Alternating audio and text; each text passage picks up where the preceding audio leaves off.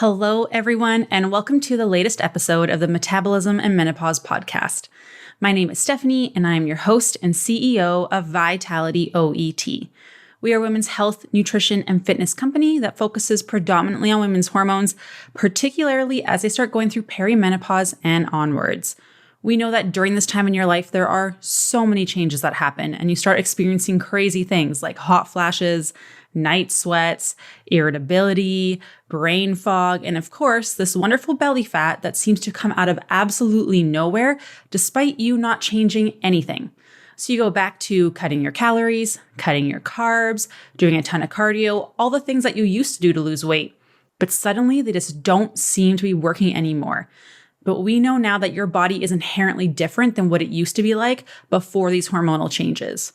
So our goal and mission here at Vitality OET is to help you understand what happens to your body during this period of your life, how to take care of your body with all of these new changes, so you can finally reach your health and fitness goals, live a life full of vitality, and finally feel at home and in control of your body. So today I have the absolute pleasure of having Adam Schafer on the podcast. He is from Mind Pump Media. He's one of the founders, the co-host of their podcast. I have been following them since they first started in their career, and they actually helped me really develop into wanting more out of the health and fitness space and helping more people and being able to expand my reach. So to meet one of my heroes over the past couple years, I've met him at conferences. I went to an event that they had, and they always tell you, like, don't meet your heroes, you'll be disappointed. And I'm very happy to say that that was not the case with the guys from Mind Pump. So it's my absolute pleasure to have Adam Schafer here, and we're talking all things family, how to raise healthy kids from either when they're babies to maybe they have poor habits as they're teens, and how do we change that? How do we get them to support you in your health journey? How do we get you to have the support from your spouse, and things like that? So we're going into all the nitty gritty. Thank you everyone for listening. Make sure you go and follow him on all the places. He's absolutely amazing. So here we go. Here's to a great podcast. Okay, so welcome everyone. Today I am very excited to have the wonderful Adam Schafer on the podcast. I have been listening to Mind Pump forever, like years and years and years ago, and they're kind of what got me going in the fitness field, which is crazy that now one of the hosts here are with me. And I got to meet them a handful of times, and it's been totally crazy. So thank you, Adam, so much for being here. I super appreciate it. I'm excited to be here. And I also have like a special part for people that have hung in there with us for like 6+ years, because we were pretty rough in those early days for sure. Yeah, no, I've like been with you guys through your journey, and it's been awesome to see. And like, I love it. You guys are like what I aspire to be like. So baby steps. Thank you. Okay, so today what I wanted to talk to you about, because you've worked in the fitness field for a very long time and worked with all kinds of people. And a common thing that we see a lot of the women that we work with struggling with is how to raise their families in a way that is conducive to being more active or eating more healthy, or, you know, they've lived in a lifestyle for a certain amount of time and now trying to make this switch and get their family and their spouse on board. So what are the first things that you started doing with your son in particular to start trying to implement like these healthy habits or trying to raise them in an environment that's conducive to that? Yeah, there's a couple of parts to this, right? So when we talk about what it's like being a parent and those behaviors around your child, and then there's like the spouse and some of that. And I think those are different conversations. As far as like your child, nothing is more powerful than modeling the behaviors yourself. You can say everything you want to as a parent, but your kid is going to model the behaviors that you show them. So if you want to influence your kid to be more active, to make better food choices, then nothing is going to be better than you not saying anything and actually just doing and just showing them by example. And you know, and if you're not seeing those behaviors in the kid, then you have to look back as the leader of the family and say, what is it that I'm not doing to model those behaviors that makes them not want to do that? And the nice part about being a parent is you control what's inside the kitchen. So one of the easiest ways, because I'm no different than my clients. I have ice cream cravings. I love sweets. I love chips. I love all these highly palatable foods that I want to eat too. Well, one of the best ways that I have success with not eating it is by keeping it out of the house. So it adds a whole nother layer when you decide, well, I don't want to demonize those foods. So I'm going to allow to have the Oreo cookies in the cupboard, or I'm going to allow the chips and dip to be in the fridge, in the cupboard. Like if you allow them in your house, now you have another thing that you have to control. If you at least keep it out of your house, it's a lot easier to say, well, I'm not going to get up and drive all the way to the grocery store and get a bag of chips right now just because I think I'm craving it right now. Or, yeah, I have a sweet tooth. Am I really going to get in the car and go drive to 7-Eleven just to get a box of candy or whatever that? No, I'm probably going to do that. So I think how you set up your environment is really, really important to not only the success for you as a parent, but then obviously for your kid. If your kid doesn't have it as a choice, to even grab in there, it's already one layer of defense that you have there.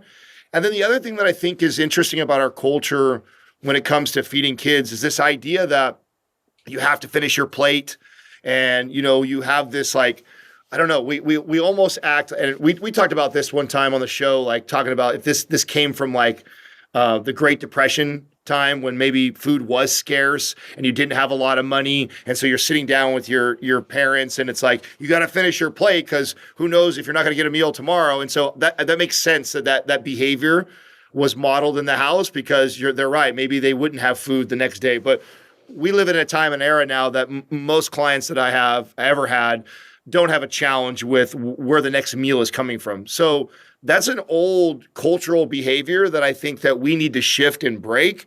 And if your kid's not going to finish his plate, he's not going to finish his plate, but he's also not going to get to go have a cookie after dinner because he didn't finish his plate of food. So, you as a parent, you have that conversation like, are you sure you're full, son? You don't want anything else because this is the last thing we're going to eat tonight and it's only 5:00. Are you sure you don't want anything else? No, Dad, I'm fine. Okay. And so this idea that you're going to make your kids starve because you don't have them finish their plate, or you tell them it's not dinner time now and that we don't have snacks for them to eat. Like, there is nothing wrong with that. And again, it's much easier when you model that as a parent, and then you believe it or not, you don't have to communicate it as much when you live your life that way. And I think that's why it's been easier for Katrina and I. Like, I have a lot of empathy for parents who are trying to create this culture in their house, but they've had a different one for, say, a decade. That presents a whole new challenge where it's like you've already trained that kid for most of their life that we get cookies and ice cream after dinner, or there's always chips and dip around the house. And so now you're trying to shift the entire family. And that just takes time. That takes some time, discipline, consistency from you as a parent. And I do have a lot of empathy for someone going through that. But if we're starting from ground zero and you're about to have your kid, or you just had your kid, like, man, it starts with you as the parent of being really consistent and modeling those behaviors. And it's much easier for them to follow. Yeah, like I read somewhere, I can't remember where it was, if it was like a study or from like a study that was in a book that I had read or what it was, but it was something along the lines of, for the people who are more consistent or quote unquote more determined, are just people who have less temptation in their life. So like not having those things in your life and making your environment better or like more conducive to the choices that you want to make is crazy, like statistically how much more successful you will be. But I think like there is such a thing in like, you are in control of what foods in your house. Like, for example, I didn't have peanut butter. People think this is crazy. I didn't have peanut butter till after I graduated high school because my mom hated it. So we never had it in the house. And when I had it for the first time, like, how have I never had a peanut butter and jelly sandwich before? How have I never had like a Reese's peanut butter cup? Like, this is insane, but it's because we didn't have that stuff. Yeah. Or like vegetables were very specific vegetables because my mom was a very picky eater. So it was like pickles, didn't have that till I was like in 11th grade, like these crazy things. People are like, this makes no sense. But I'm like, but if it wasn't in my house, there's like no opportunity for it, which is like so crazy. There's something really powerful to that too. So I dated this girl. This was years ago. I mean, this is probably 15 years ago, and probably the healthiest at that point up to my life, the healthiest woman I'd ever dated. And her parents were highly educated. Her mom had a nutrition background, and she had never had sodas. She never had cereal. She didn't have any of those things. And then I'm dating her in my 20s, right? We're in our mid to late 20s when we meet, and I remember watching her like snacking behaviors, or if she had cravings, or let's say she would eat off the diet, she craved things like steak and butter and good salty foods. She had no desire for things like ice cream and chips. And a lot of that was because she was raised that way and we formed that palate. I always give the example of like, you know, Indian people don't eat Indian food because they're Indian. Mexican people don't eat Mexican food because they're Mexican. It's like they created that culture in their house, and they created those cravings, those behaviors, those rituals around those foods. Therefore, they do it. You could take a Mexican guy and you can put him in India and raise him there, and guess what he'll probably crave and want is Indian food, not Mexican food just because he's Mexican. So it has so much to do with the way that we raise our kids, the culture, the rituals, the things that we do around food that make all the difference. And I don't think we realize sometimes the power of some of these processed and high sugar foods, the way it hits a kid. I mean, if a kid has never experienced a Oreo cookie before, and the first time they have that, or ice cream, and you got to remember too, okay, I'm a 230-pound man. My son weighs like 30 pounds. I mean, he's like 1/10 of me. And giving him 1 or 2 cookies is like equivalent to me sitting and eating 10 Oreo cookies. And as a parent, like you think about that, I wouldn't do that. I would never sit down and eat 10, or else I would consider that binging, right? Yet I'll give my son 1 to 2 of those Oreo cookies. Well, if you figure just based off of size, like that's really what you're getting. You're like sitting here and just think about that for a second. And when you put that into perspective for parents, they start to go, oh, wow, I never really thought of it that way, that it is a tiny little human, and here we are letting them have, oh, it's just a cookie or 2. Well, yeah, just a cookie or 2 to them for their size is literally like you eating 10 to 12 cookies based off of your size. And then add in the fact that they've never even been introduced to that. So it's like this mind-mouth explosion for them that you have now started as a parent, that now they start to crave and create this behavior they want around that. We didn't introduce Max into sugar until not that long ago. So his entire diet was based off of whole foods. And it was that way because I was really strict around my family and said, listen, because here's the thing, when they're 2 years old and under, they eat what mom and dad give them. And one of the biggest mistakes that people make is they love to see the reaction of an infant when you put ice cream in its mouth or you give something. But the moment you do that, you start to change that child's palate by introducing something like that. If my son's palate has been shaped and formed for years around fruits and vegetables and whole foods, then when he finally does get the sugar, which he has, he's 4 years old now, we have allowed him to go to a birthday party and do that. It's the most awesome thing to watch, because my son will grab a bite of a cupcake and set it down and walk away from it, or split it with his dad, where he'll be like, here, dad, I don't want, and doesn't want to finish it because it's so overpowering for him. And his palate has been shaped around whole foods. So, and I also didn't have to be this Nazi about sugar for the rest of his life. I remember when I first started doing it, everybody's like, what, are you never going to introduce sugar to him? Are you going to tell him he can't have candy? Like he's going to rebel and then he's going to go over the top. I'm like, no, I'm not going to do that. But right now the kid can't even talk. If he can't even talk and ask for a candy, why should I introduce it and give it to him? I'm going to at least wait until there's a time when we have that conversation and he even understands what that food is before we consider introducing it. And then when I introduce it, I'm going to give it to him in very small doses of it, so it's not overwhelming for him. And then as he gets older, we'll cross that bridge when we're there on how he manages it. But what I'm finding, because we did such a good job of being consistent with raising him that way, it's not hard to manage at all. My son doesn't ask for those things all the time. And even when he gets those things, it's not weird for him to get a cookie and his dad and him share it, and I eat at least half or 3/4 of it, and he gets a bite or 2. And he doesn't feel like he's being deprived. He feels like it's a fun little treat that he enjoys with his dad, and it's no big deal because we didn't make it a big deal.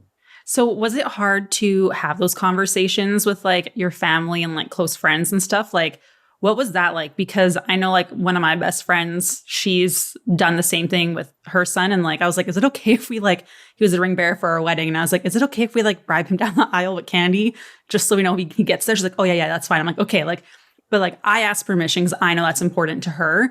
But I feel like a lot of people just don't get it, or like they're like, oh my gosh, you're being like so extra or whatever you want to call it. So what were those conversations like? Did you start talking about it before like Max was even born, or like what was that like? Yeah, no, we had a lot of conversations and there was a lot of concern about it. And the biggest challenge with it was exactly that. It was not Max.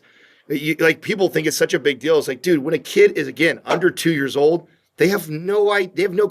When we took him on his first Halloween, where he walked around and knocked on the houses, when he got all the candy, he thought it was toys. He never even tried to open it. He just played with it because at that point in his life, he didn't know what a wrapper to a candy looks like, and so he's playing with it as a 2-year-old as like it was toys. And I let him play with it for like a week, and then we threw it in the trash, and he never was the wiser.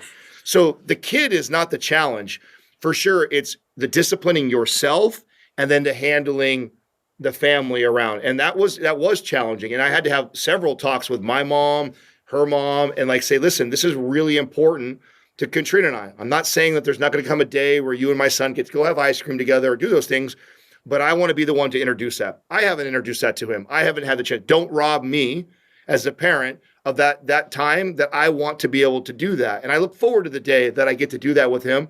So please don't take that from me. If you do, you won't be getting my son. Just that simple. It's like, he is not going to be allowed to eat at your house if you can't abide by that. And of course, you're going to have parents that try, or people that try and sneak that stuff. And we had to have a lot of hard conversations. Now, the cool thing is when you are so disciplined and consistent with it, like Katrina and I were so dialed about it that I always knew if something was off, because it would throw my son's sleep off. It would throw his stool off. He would be a different kid. And a lot of times they had to deal with that because they were the ones that did it when he wasn't with me. And like, oh my God, he wouldn't go to sleep. And oh, his stool was this, is that. It's like, what did you feed him? Did you not feed him what we told you to feed him? Because if you give him his diet and you give him the foods that he's used to eating, his stool will be normal, his behavior will be normal, and he'll go to bed like he's supposed to. If you guys gave him some, and luckily I have people that would at least admit when they stepped out of that. And I think that's actually how they started to buy in, because they did that to me a couple times where behind my back, they would do those things thinking they're being all clever and being the fun aunt or uncle. And then it bit them in the ass because it threw my son's behavior off. It threw his stool off. And then they were like scratching their head. And I'm going, yeah, that's because you introduced something like that to him that he hasn't had, and his system isn't ready for it. And his behavior is reflecting of that. And that is why Katrina and I don't want to do that with him. And so, yeah, it took quite a few conversations, not all the easiest either. And I was really, really, really stern about it. And I think after a while, I think they started to realize how important it was to me. And then I also think they realized too that I'm like, listen, I'm not saying my kid is never going to have sugar. I mean, here he is at 4. He's now had sugar plenty of times, but it's so cool to watch how it makes its way into, like, it's very rarely it's at birthday parties. It's in these rare occasions. And now, and he's fully aware and can have a conversation with them. It's not a big deal for him to share. He just got his hair cut, right, for example. And so for him to sit still in a barber chair for a long period of time like that, I mean, I line him up and fade him and do all sorts of that. So asking a 3-year-old kid to do that was super challenging. But here's what's really cool about when you've been consistent with restricting something like that, him getting a little tiny dum-dum lollipop is such a massive treat. And he knows that the barber, and I've given her that, like, yeah, he can have one of those.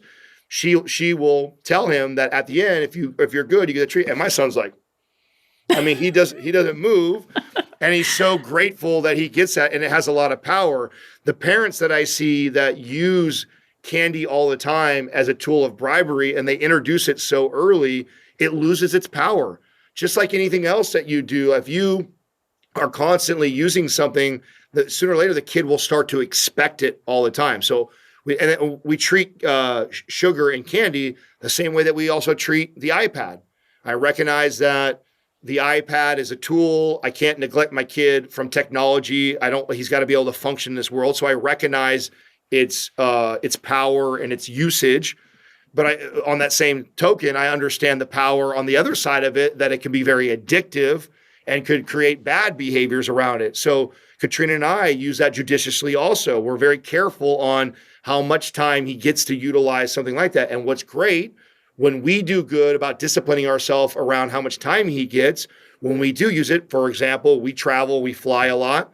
My son gets to use his iPad when we travel. There's times when we're in the airport for 6-8 hours between the taking off in the plane and landing. That's a long time for a 3 or a 4-year-old not to get crabby. And my son has the best behavior. Why? Because we allow him to use something like that he doesn't get in his life. So it's like a major treat. And he knows that those times when we do that, those are the times that he gets to do that. So he looks forward to flying because he knows he's going to get to play on his iPad, which he doesn't get to do all the time. Now, I do want to add, like, what was most challenging about those things as far as implementing that as a system into the household was actually came back on me. And I remember when I had this moment of like, man, he's asking for it. He wants to play with it. He wants to, and I'm busy doing that. And so the default is I want to be able to let him have it. What I realized was, and the same thing goes for food. If I am actively making the choice to do something with him, he'll always choose playing with me over a tool. He'll always choose going and eating dinner with mom and dad than sitting and having some junk food snack by himself. And so it's on me as a parent to recognize those moments when I know the easy default is give him the iPad, give him the snack or the treat, and I have to get up and actively do something. So this is where I think, and I've been challenged there too, and I've had those moments of where, I'm so tired. I just want to give it to him.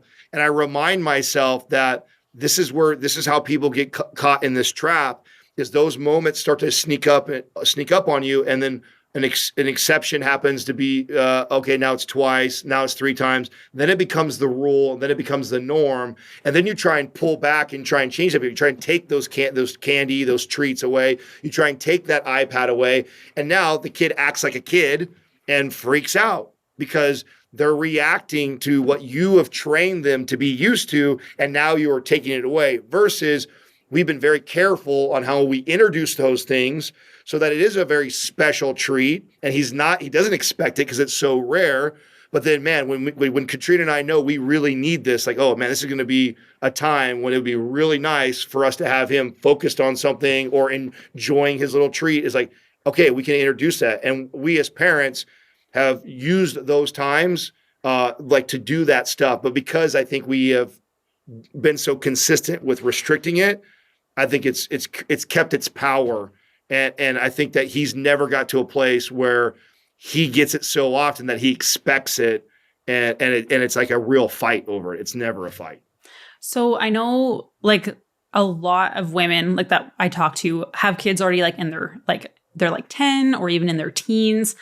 So how do you start, like, what would be your advice to navigate that, where it's already been like junk food's the norm and like now they're trying to change stuff?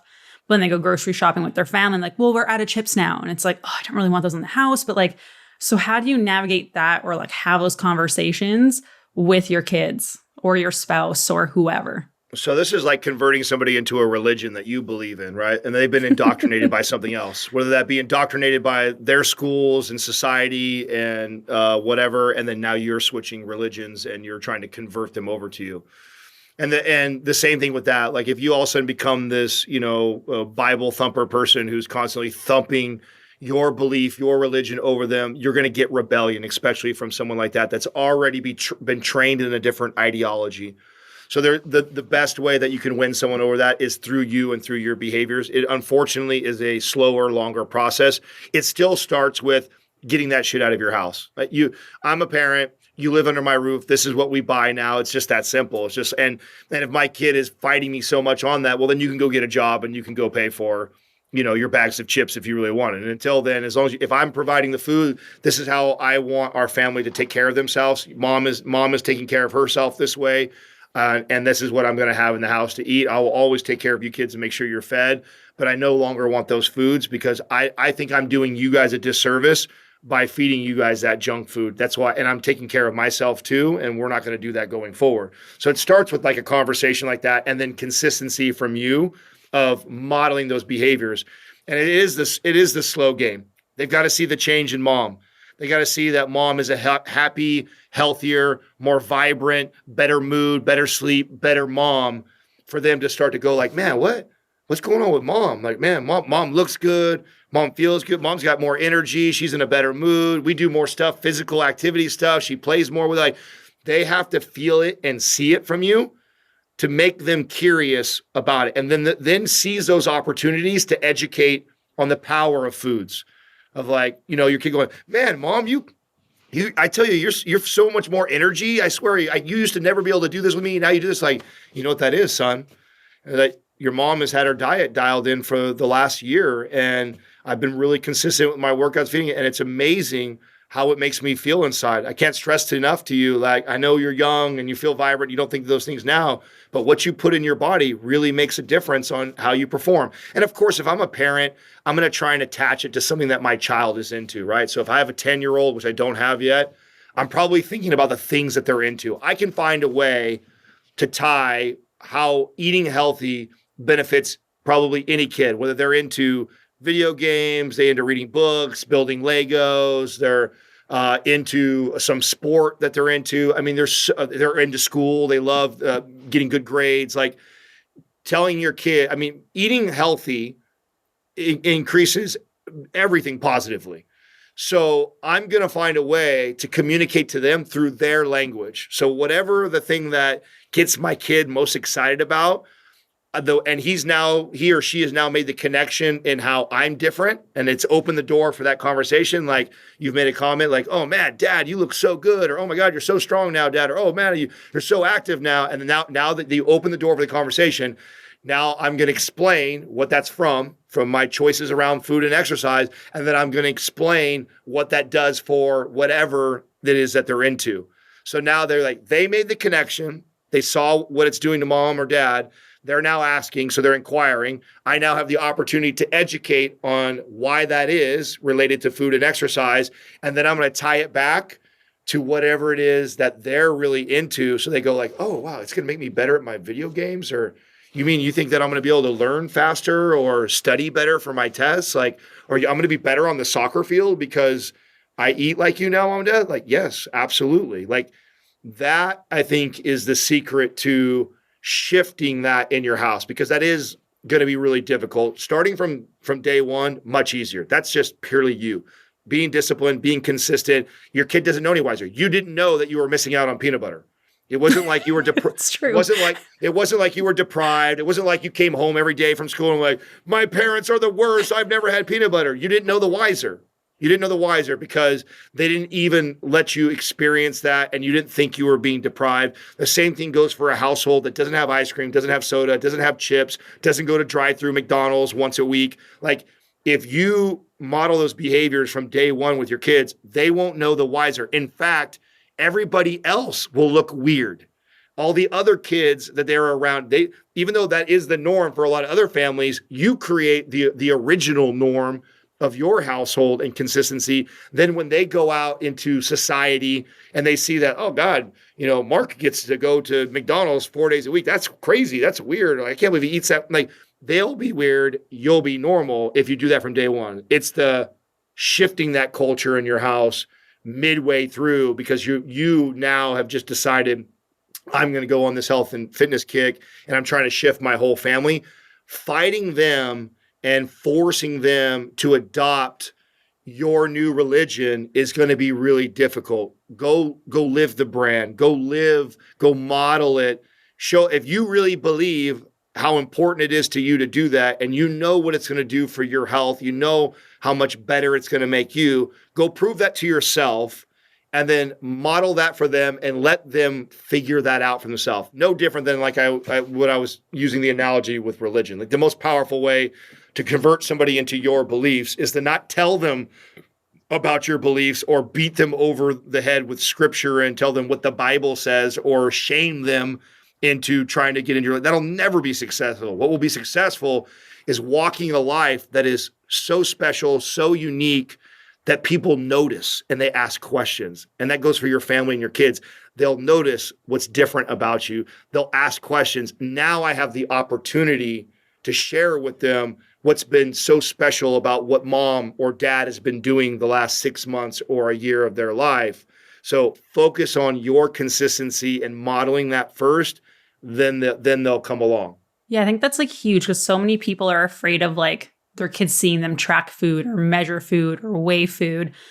But like a lot of the women that we work with, like we track to make sure they're eating enough because so many women that we work with are under eating for so long. And so we were working out, like one of my coaches is working with this one client, worked with her for like 4 months. And then she messaged me. She's like, hey, like my son's like asking questions that I'm not really sure about. Like, could you do up like a quick little like macro plan for him? And I was like, yeah, sure. Like we'll go back and forth. So they started like weighing their food together. And like one day he was having digestion issues. They looked back at their track and like, oh, it's because like your fiber really fluctuated. So they like learned to like troubleshoot together and stuff. She's like, yeah, now we meal prep together. We get our groceries together. She's like, it's been so great. And she's like, I'm a little annoyed because over the course of the summer, he lost like 20 pounds super easy because he's like 17 and a boy. And she's like, and here I am like 6 months in and I finally feel better. My energy's good. My sleep's good. I'm finally starting to lose weight and it's good. She's like, but I'm a little peeved at how easy it was for him. But now she feels confident that after this school year and he goes to university, like he's not going to fall into the trap of like just having all this junk food in the house and living off KD. Like he's learning all these like skills. And I'm like, oh, this is amazing. But I know a lot, that's like a relationship with her son. I know a lot of women are like terrified to have their daughters like ask why they're weighing their food or why they're tracking. And I think trying to teach them how to like word things with their kids is super important, like the language they use. So what kind of language would you recommend if like, especially for like women in particular, because body image and like nutrition is it's honestly, it's scary. Like it really is. It very much so is. And so I'm very careful about weighing, tracking, and allowing your kids to see or be involved in it. And the language you use is extremely important around that, especially as a woman, especially as having a daughter, right? And not that that's not important for a man and a boy too, but like, I just feel like that body image stuff is much stronger in just because of the way we've marketed to women for so many decades, that this, anorexic Coke model is what the epitome of health is, which couldn't be further from the truth, right? And that's been shown to us on magazines and television forever. And so I do think it's very important on the language that you use. One of the things is, that's why I made the comment about when I'm explaining to my child, both either boy or girl, is I want to connect it to the things that they're in. And notice I talk about their sport or their education, performance. I don't want to connect it to body image at all. It's this, mom is not doing this because she's fat. That's a bad thing. Like, I do not want to tell my kid I'm weighing and tracking my food because I'm fat and I need to change that. No, mom wants to be healthier. I'm not taking care of myself. And I want to get better sleep. I want to have more energy so I can play with you. I want to perform better at work. And mom really has been making a lot of bad choices when it comes to how she feeds her body. And so I'm really trying. The reason why I'm weighing and measuring is I'm basically learning. I'm learning to see what is it I'm doing so I can be accountable for those things, nothing to do with the way you look or your weight or scale. You want to avoid saying things like that or letting a kid see that in you, which is really important, because even if you're not telling your kid to do any of this stuff, but the kid's asking questions or watching and listen, maybe out in the other room listening, and you're saying things out loud, maybe to your husband or to a girlfriend, like, oh man, I'm so fat, I got to get on this diet, or oh, my trainer's giving me a hard, like, be careful, because that type of shit, your kid is picking up on those things. So be very mindful of the way you talk about yourself, especially related to weight and body image, if you have children around in the area, because they are little sponges. And even if you're not talking directly to them, you can be impacting their body image issues just by them being an earshot away and hearing the way mom talks about herself. So it's very important that when they're anywhere in the house or the area, and you were talking about that, avoid talking about the way you look or the scale, even if you feel that way, because that's your own stuff that, as a coach, I would be working on with you, like working through that process and any sort of either body dysmorphia or body image issues that you have. I'm going to be working with you on that. So we don't fuck your child up too. Do not talk like that about yourself with them anywhere in the vicinity. And if they do ask you questions about why is mom prepping, it has nothing to do with the way you look or your weight. It has everything to do with how you feel and wanting to love yourself and take care of yourself. And eating McDonald's or eating chips and dip is not the best way to love myself or take care of myself. And I'm on a mission to do that. I'm on a mission so I can live long and play with your grandkids and hopefully have great grandkids one day. And so your mom is really focused on that. And I want to be healthier and better. And the first part of getting healthier and better is educating myself on what am I doing? So I'm tracking to figure all that out. I want to see what exactly I'm intaking. I hired a coach and a trainer who is helping me learn about what foods provide what things for my body, where I might be lacking in nutrients, and learning how to balance that all out. And that's what your mom's on a mission to do. And if you ever have any questions, you can ask me or you can ask my coach, and they can answer for you. But do not tie it to the way you look or your scale. That could be very detrimental to your kid, even if you're not telling them, just them hearing you talk that way. Yeah, I think that's really huge. Like, I think like we always tell women, it's like, oh, this is because I need to make sure I'm eating enough food, or I need to make sure that I'm taking care of my health. Like, I think it's just like, for me, I was very lucky that my mom never really focused on her body image. However, she was like a horrific cook. Like, we rotated like through the same 5 meals. And I think that's why I love food so much, is like, there's so much out there I had no idea about, including peanut butter. So now we've touched a bunch on like the kids stuff. How about when you're starting a journey and your spouse might not be the most supportive, or thinks it's like, oh, here's another like money down the drain, you're not going to stick to it, or what's the point? Or just eat less, move more, or you can do your thing, I'm still going to have all this stuff in the house. Like, how do you go about that conversation? Because that unfortunately appears a lot more often than we like, unfortunately.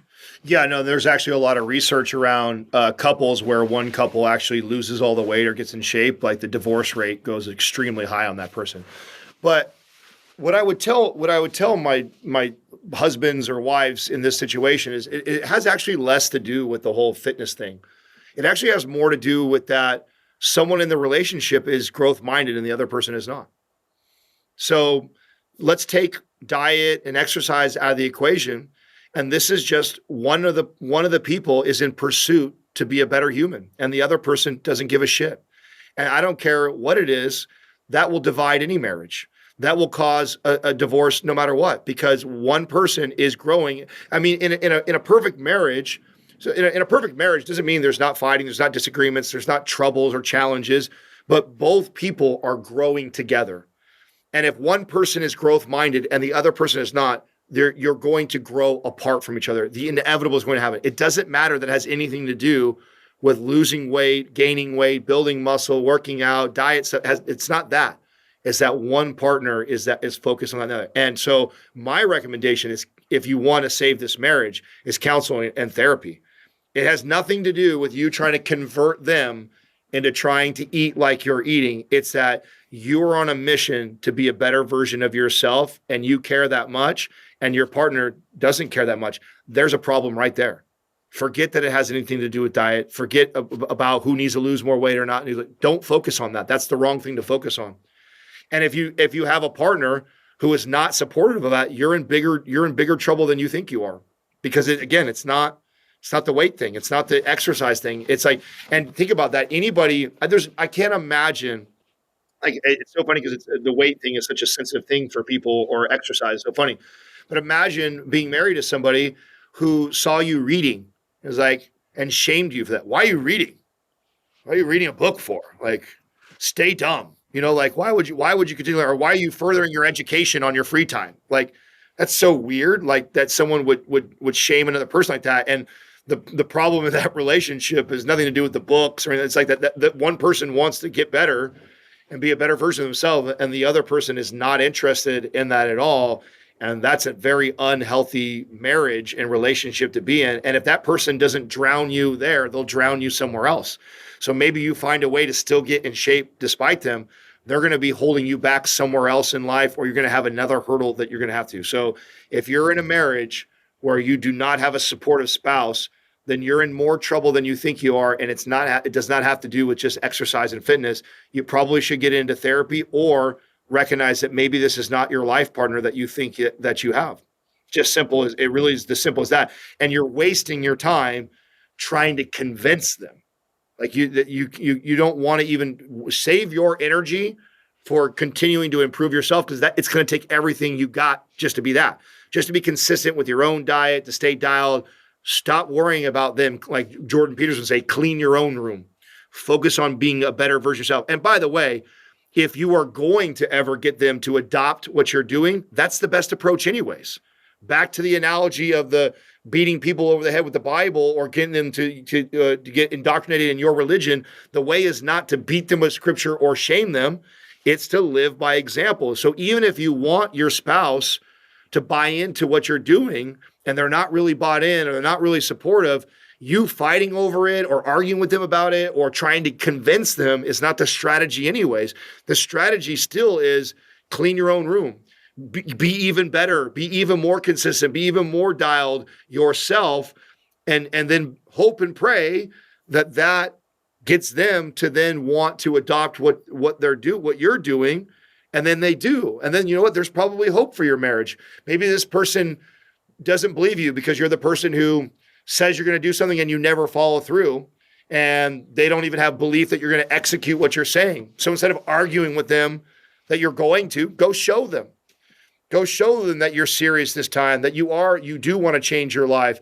And then maybe you surprise even your spouse who's been with you for 15 years because, oh my God, she said she was going to do that 100 times and she actually did it. And I just sat back and watched her. Now I'm behind. Now I'm like, oh my God, I'm so inspired by you doing that. I want to do it now. Or you find out, which is why I think a lot of these result in divorce, is you find out like, oh, this person was never going to grow with me. They were complacent with who they are now, and they have no desire to continue to grow and be a better person. And so I'm out. Yeah, like Taylor and I, when we like first met, we had like conversations like what's important to us, like what are our non-negotiables, like what we value. And it was like we're both like don't mess around people. It's like, are you cool with this? Are you not? If not, see ya. We'll go our separate ways kind of thing. And one thing that he brought up that we like has been like a very important part of our relationship is the whole principle of sharing. It's like, if it's important to him, even if I don't understand it, even if I don't get it, there's got to be some aspect of it that I like can respect or find some little bit of joy. And if it's important to him, then it's important to me. Like, so if like he's going on this journey of like self-improvement, I'm there along with him. If I am trying to do whatever, he is. Like when I was doing a fat loss phase for our wedding, he would like weigh out my stuff in the morning for breakfast and put it on a sticky note. And I'm like, that's amazing. And he's like, I'm not doing it for myself. I don't care. I'm going to eat whatever. But like, this is important to you. Whatever. I'm making breakfast anyways. I'm not going to weigh my stuff. Here's yours. And like, you're not always going to have a partner that's going to weigh your food for you. Like, that's not realistic. And I totally understand that. Taylor's like an anomaly there. But it's like having conversations as to like, it's you two against stuff as against, instead of just like, oh no, that's your thing. You're on your own. Like, yes, you have your separate things, but like, there still has to be some aspect of like support there. And yes, that's more of like a relationship thing as opposed to like other stuff. But it is true. It's going to show in some facet of your life. If it's not with you trying to pursue your health and fitness, it could be a career thing. It could be anything really, honestly. Yeah, it'll manifest in some other aspect of the relationship. That's why I like to take the whole diet thing out of it. You know, I'll say something that's pretty controversial or probably ruffle some feathers here. So Katrina and I look at that, or look at somebody who is not taking care of themselves, right, and has let themselves go as far as making good food choices for themselves, exercising, the same way we think of infidelity. We look at it as you're cheating on yourself.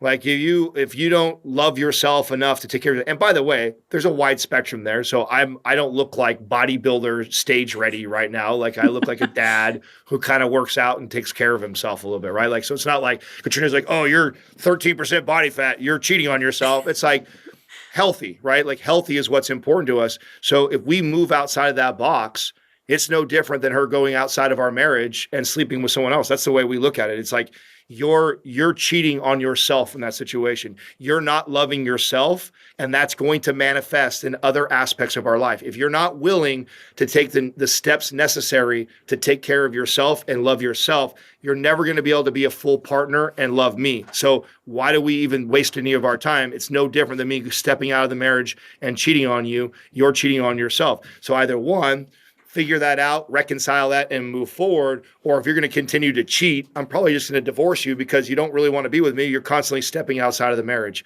That's the way we look at it, the same way. And we made that deal when we first met. It was just like, hey, I'm not expecting you to have six-pack abs year round with that, but I do expect you to want to be growth-minded and to always be in pursuit of being a better version of yourself, which means you're going to be always loving and taking care of yourself in one facet or another. Doesn't mean that we don't have grace for each other. It's not like, Katrina, you just had a baby, and I'm like, hey, come on, clock's ticking. You need to be ripped soon here. Of course. But if she's growth-minded and she's moving in that direction to improve herself the same way as I'm always doing that too, then of course there's grace, there's patience, and we're supporting each other through that. But if you throw in the towel and you're like, you can follow a diet, I don't care, I'm going to eat like shit, not exercise, then you're not loving yourself. And if you're not loving yourself, how could you possibly fully love me? And I was committed to fully loving you. And that's when we signed up for this deal. That was the deal that we made. And I think it's like people will use stuff like that as like had a baby or had this or had that as an excuse as to like why they can't get to where they are. It's like, oh, well, now I'm really busy with this. And it's like, you have these competing pieces of your identity almost. And this is something I talk about with my ladies all the time is like, okay, yes, like you're a mom, you're a caretaker, you're a career woman, you're this, you're that. Then you're also this person that's like trying to improve their health and be better and improve their biofeedback or whatever it is that we're working on. But we let one aspect of our identity take over everything else. So it's like, this is something I struggle with is like, I'm someone who values my health and my fitness. So I'm a person who goes to the gym. That's part of my identity. But on the other hand, it's like, I'm a person who owns a business. I work really hard. I work a lot. And it's something that I genuinely enjoy. But sometimes I'll like give up the fitness and health aspect of my identity for that. So it's like trying to find that balance and be like, the thing that's really holding you back is that you're holding on to these other aspects and using it as an excuse as to why you're not this, or you don't want that to be a part of your identity. You just don't value it enough. It's not important enough. And a lot of people don't like to hear that, but that's really what it comes down to. It's you don't feel like it's important enough. There's other things that are bigger priority. Fine. That's totally fine. But then you have to be okay with the fact that you're not where you want to be because it hasn't been a priority yet. And like people do not like taking responsibility over that whatsoever because it doesn't feel good. Yeah. Well, one of the things that it took me a long time in my fitness journey to evolve to this place. Obviously, most of us that are personal trainers and into the fitness thing, like we love to work out. We love that aspect of it. And very much so I identified as that, buff, go to the gym trainer guy for a long time. And as I've gotten older, I think probably fatherhood has played a big role in this too, is like, that's less important to me. And being healthy is extremely important to me. So I can be really busy to where I go on stints where I barely ever make it to the gym, or I haven't been in the gym actually in months again right now. I do have equipment at my house, but I haven't been on a hardcore, consistent training routine in actually a really long time. But I still make healthy choices. I'm aware that I'm not training 6-7 days a week. And so I can't eat the same way that I ate when I trained 6-7 days a week. So I find other ways to create activity. So instead of sitting down and watching TV on a Saturday because I'm less active, I'm not training, my training volume's not up. Oh, well, let's go for a hike that day, or let's go play with my son in the park. And so, we sometimes as trainers and coaches, we wrap our identity so much into the working out, the lifting the weights and a look or being in the gym so much. And it's like, well, true health doesn't look like that. True health it means I'm strong, I'm healthy, I'm mobile, I have somewhat good stamina and energy. And so I've let go of I have to be here in order to fill this quota of what makes a healthy, fit trainer guy. It's like, no, I just need to learn to have that balance. There's going to be seasons of my life when I'm buried into my career and I love it. And because I'm into it, because we're growing something that's beautiful and amazing. And it keeps me up at night because I love it so much. And so it's going to take me away from, lifting 6 days a week. That's okay. That just means that when I make food choices, those aren't the days that I can indulge like I could indulge when I'm training 6-7 days a week. And so you don't always have to have hardcore discipline of lifting weights in the gym. Now, I think that's one of the easiest, best ways to do it because you build muscle, it speeds your metabolism up, it makes your body so calorie dependent on what you're doing. So that's huge for the metabolism and gives you lots of flexibility in your diet. But if I'm going to use the excuse that I'm so busy, I can't do these things, okay, well then I'm going to be disciplined to not make these choices. So it's like, it's just give and take. It's like, okay, I am too busy right now. I'm okay with it, which as a trainer and coach, I learned to communicate that different with clients, right? I used to do the old school, like, oh, there's 7 days a week, there's 24 hours in a day, you sleep this much. I used to break down the math and be like, you're just choosing to not go to the gym for an hour. It's like, okay, well, I could say that, or I could say, hey, you don't have to go to the gym every day to be healthy. You can go do walking lunges outside and some push-ups and some pull-ups and, go for an hour walk with your wife and connect with your relationship and then make good food choices that day. And you are definitely moving the needle towards health, especially compared to 99% of the population. So it doesn't have to look like this perfect hardcore routine all the time. Sometimes being healthy and getting fit is just making better choices in other, like the health sphere is so much bigger than just weight training and dieting. And cardio. And so, there's your relationship with your wife or your spouse, right? Your relationship with your kids and your family, your relationship with friends. This is part of health. Your heart health, your balance of your nutrition that your body is getting you, getting out and getting in the sun and getting some actual real sunshine in the day. Like these are all choices that when I'm really busy and maybe I can't get to the gym or prep my food, I can still do other aspects that are making me better, that are making me a healthier person. Yeah, like I always like to tell women, like there's different seasons and what those pillars are in terms of like what your bare minimums are to like maintain progress or maintain where you are will change at those seasons. When you're in a season where you can push and you have the time, that's where we're going to the gym more. That's where we're doing more of the meal prepping things, all those stuff. And we're in a season where things are busier. Maybe your pillars are only going out for the walks and doing this. There's different bare minimums in different seasons of your life. And you're never going to be able to push every single season of your life. It's not realistic. Like we had to have a chat with a woman who was doing a ton of cardio, like training for a marathon with her kids. Awesome. Great quality time with your kids. Great for your heart. But she was frustrated because she wasn't seeing fat loss. I'm like, this isn't the season for it. This isn't what we're focusing on. You're focusing on quality time and like a performance thing. Performance doesn't always equal like physique changes, particularly in women with cardio. So it's like, what your seasons are and what your focuses are going to be completely different. And just like understanding that and like realizing that people just get frustrated, right? So it's like, depending where you are in your life and your season, what we're focusing on, results are going to be different. And like what you can anticipate and expect is also going to be different. There's never an excuse to not be trying to get healthier. Like you can be the busiest person in the world. So you can make a decision that day because you say your life was just out of control, so busy, everything went wrong. So, and I couldn't go do anything. Okay, well, tonight I'm going to make sure I get a really good night's rest because I obviously need it. If you were that busy, you had that much stress going on in your life, one of the best things you can do is probably give your body adequate rest and put together a good sleep routine. Well, what do we normally do? Go smoke some cigarettes or pound a bottle of wine or binge some Netflix at night. Like that's not a healthy choice right there after you've had this crazy, rough, long day. It's like in every day, there are small wins that you can make towards health. And when I'm coaching and helping a client, I'm not dwelling on you didn't get an hour workout in the gym or you didn't meal prep and therefore you failed. It's like, okay, life happens, man. I get it. I'm a busy dude. I'm a father too. Like, I know things don't go as accordingly. Like, don't beat yourself up over it. So pay attention, focus on the things that you can control. Focus on the things that you can make a better decision. So what? You didn't go to the gym today. So make a really good choice on the way the meal you decide to eat, or make sure you spend that time that you didn't go in the gym and instead you're with your wife. So connect with her. Like there's so many things that you can do to become a healthier person every single day that doesn't involve this like weighing and tracking macros and going and lifting weights.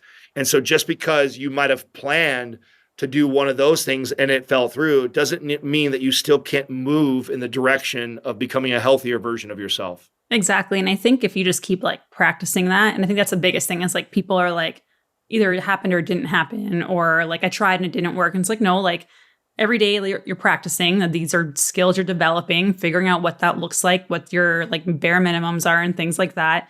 And like the more you can like model that for your kids and your family and things like that, that's where things will really change for you. Because the more that you're doing that and like communicating that, it will just rub off on other people. That's just like, you know, people who go to counseling and stuff, they communicate better and they communicate with other people better. And it just like multiplies in every aspect of your life. And I think people just take the little things for granted. Just like doing push-ups every day will add up in the long run. Just like having cake every single day is going to add up in the long run. It's the small things that matter. And we all think about these huge monumental things and these huge shifts and these big moments, but life isn't these big moments. Big changes aren't from these big monumental things. It's the little stuff in between, the gray area where life happens. And that's where real change happens. We all think about like that one big moment. And it's like, that doesn't even show the whole picture. It doesn't, like, not even at all. Yeah. It's wild how, one, how contagious that is, and two, how this applies to so many other aspects of life, right? So probably one of the most common things I get asked when we get interviewed is like, how the hell did, four, guys get together and build a business together, and all four of us are considered, CEOs of another company that we've ran before. And now, like, how do you divide that? Who leads? How do you decide? Like, doesn't that cause all kinds of drama or rift? And it's like, no, it's the same. But that doesn't mean that there's not a day that hasn't gone by where I've been frustrated with Sal or Justin or Doug or vice versa. But the one way that I think that we all approach it is the same way that we coach clients with what we're talking about right now, is like, if I'm frustrated that I feel like Sal's not pulling his weight or he's not doing something, or Justin is, the best way for me to influence that is not to sit him down and shame him and tell him if he's doing wrong, is for me to work harder myself. It's for me to because they're the type of people, because I know they're growth minded and they want to be better versions of themselves. If they see me putting in even more time when they're maybe they're dragging their feet, that it will wear on them. The guilt will get to them because they care so much about being a better version of themselves. They'll start to work harder. So it's like crazy how that same concept that I teach people with their spouses applies even in a relationship, like in business, that if I want them to do more things, it's not a better strategy for me to tell them everything they're not doing and shame them into working harder. It's, again, focus on myself and being even better and hoping that's contagious, and it works every time. Exactly. So, Adam, I think everyone should follow you because, I've been following you for a very, very long time and been in all the MAPS products things and all that kind of stuff. So where can people find you? Because they should find you. At this point, hopefully we have dominated anything related to Mind Pump. So I'm pretty sure you could just Google us. Probably the coolest resource that is free and new. One of the things I always tell people is to take advantage of all the free content that we have, right? We built this business off of providing free, valuable content first. And so I always encourage people to go take advantage of all the free stuff first. You have mindpumpfree.com, which is full of all kinds of white papers that we've written related to diet and exercise that you can read up on that are really valuable. We have the 3 YouTube channels that are Mind Pump TV, the Mind Pump podcast, and Mind Pump Radio. All those provide free content, free clips, free information around there. We now have the AI tool, which is askmindpump.com. It's literally AI, so you could type in almost any question you could possibly think of related to fitness, and it'll spit out an answer like one of us was responding to you. It'll also clip anywhere that we've actually talked about that on YouTube or podcasts or clips, and so you can actually go listen to the whole long form if you want to hear that, or just get the AI answer. So take advantage of all that free stuff. And we're on all the social media platforms. We're most active on Instagram, but you can find us pretty much anywhere that you can listen to or find content. Yeah, their podcast is amazing. You guys should definitely go check it out because it changed my life. So I wouldn't be here where I am today if it wasn't for you guys, for sure. Thank you again so much, Adam, for being on the podcast, and I'll talk to you soon. Thank you, dear.